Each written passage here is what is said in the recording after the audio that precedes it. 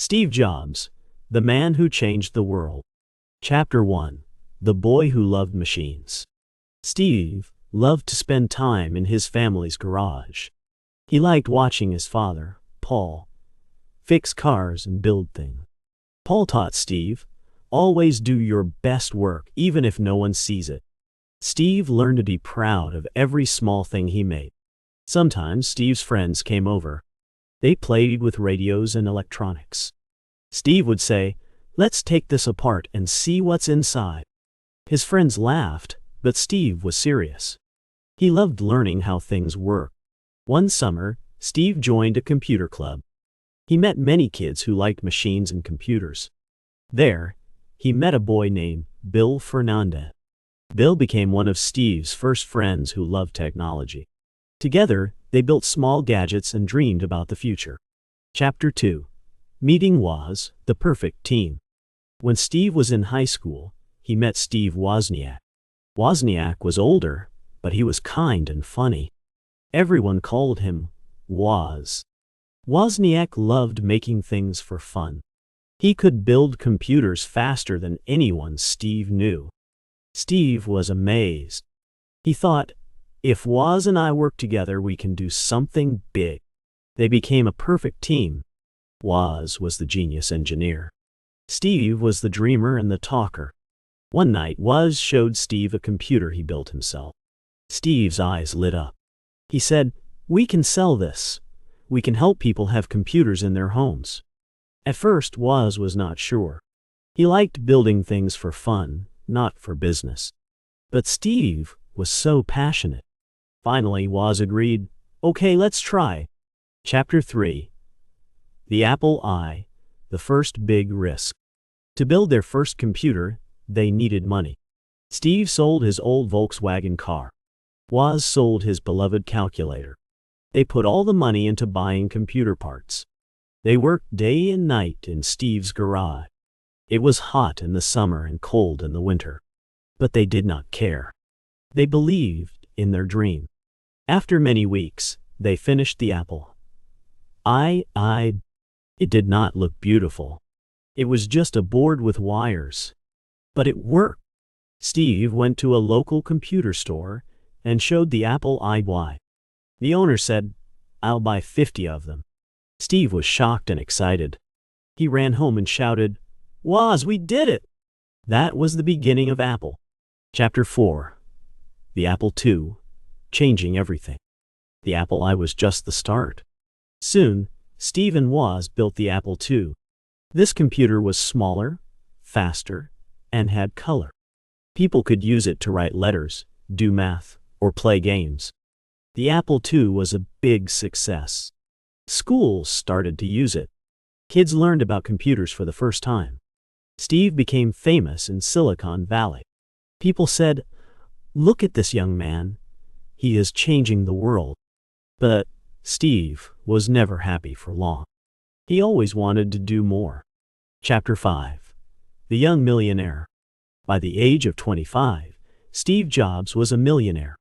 He had money, a nice house, and lots of people wanted to work for him. But Steve did not care about money.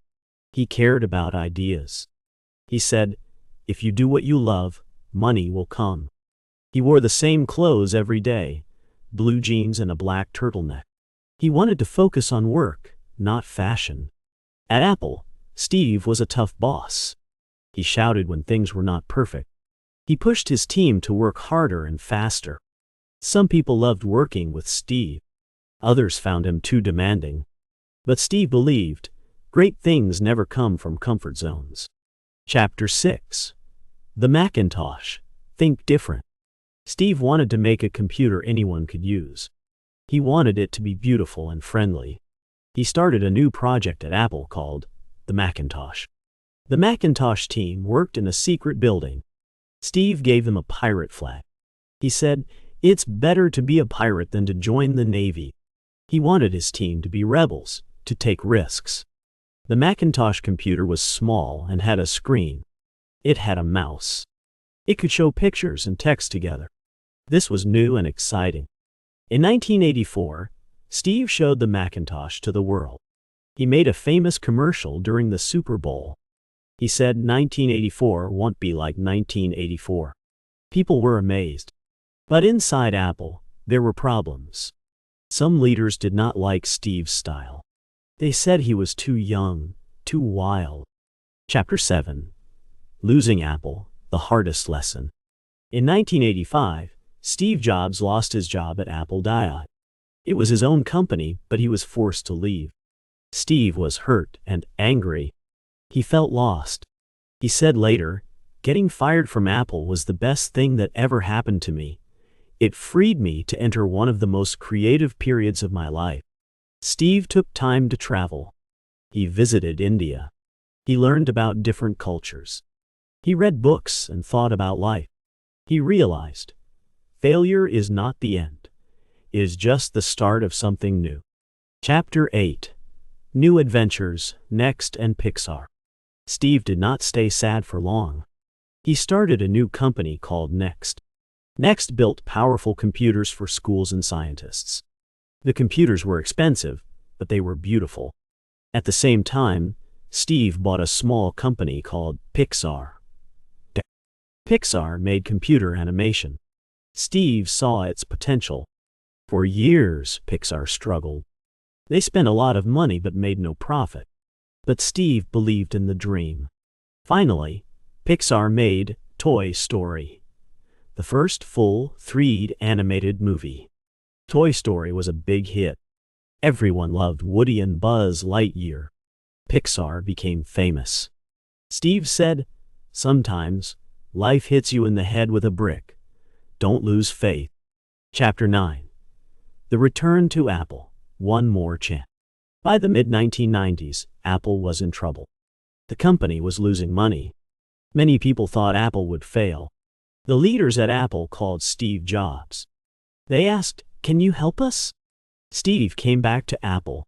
He was older, wiser, and more determined. He made many changes. He closed projects that were not working. He focused on making a few great products. Steve said, "Let's make Apple cool again." Chapter 10. The iMac, iPod, iPhone, and iPad changing the world again. Steve's team made the iMac, a colorful, simple computer. It was fun and easy to use. People loved it. Next, they made the iPod, a small music player. "You can have 1,000 songs in your pocket," Steve said. The iPod changed how people listened to music. Then came the iPhone. It was not just a phone. It was a camera, a computer, and a music player in one. Steve showed the first iPhone in 2007. He smiled and said, "Today, Apple is going to reinvent the phone." The iPhone was a revolution. Soon, everyone wanted one. Finally, Steve's team made the iPad, a tablet computer. It was simple and powerful. People used it to read, play, and work. Steve Jobs and his team had changed the world, not once, but many times. Chapter 11. Steve's Final Years, Inspiration for All. In 2003, Steve got sick. He had cancer, but he kept working. He wanted to finish his mission. Steve spoke to students at Stanford University. He said, "Your time is limited. Don't waste it living someone else's life." People listened. They felt inspired. In 2011, Steve Jobs died. He was only 56 years old. But his ideas, his spirit, and his dreams live on. Chapter 12. The Legacy. What we learn from Steve Jobs. Steve taught us to believe in ourselves, to follow our hearts, to never give up even when life is hard. He showed us that being different is good, that mistakes are part of the journey. Steve said, "Stay hungry, stay foolish."